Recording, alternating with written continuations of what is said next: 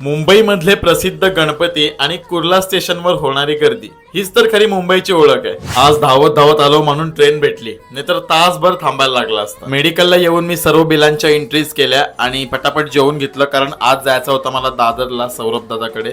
मग बसने निघालो मी नेरूळला, नेरूळवरून मी पोचलो कुर्ल्याला, कुर्ल्यावरून मी पोचलो दादरला. तरी मला लोकांकडून कळालं की आज गर्दी कमी होती, नाहीतर याच्यापेक्षा जास्त गर्दी असते. पण दादरला सर्व काही मिळतं. मग मिठाई घेऊन पोचलो दादाच्या घरी. फार सुंदर, सरळ आणि पारंपरिक पद्धतीने दादाने गणपतीचा मखर तयार केला होता. वैभव संपन्न आणि शास्त्रशुद्ध गणपतीची मूर्ती दर्शन घेतलं. दादाने जबरदस्ती जेवायला बसवलं आणि कोइन्सिडन्सली मेन्यू पण सेमच होता. सौरभ दादा सोबत गणपतीची मूर्ती कशी असावी या विषयावर मी एक छोटीशी रील बनवली आहे, तुम्ही नक्कीच पाहिली असेल माझ्या अकाउंटला. जाताना आपल्या साखर चौथीच्या गणपतीसाठी काही साहित्य घेतलं, तेवढ्यात माझ्या बॅगेची चेन तुटली आणि चेन तुटलेली कुर्ला सारख्या गर्दीमध्ये विचार करा तुम्ही. भेटूया उद्याच्या व्लॉग मध्ये.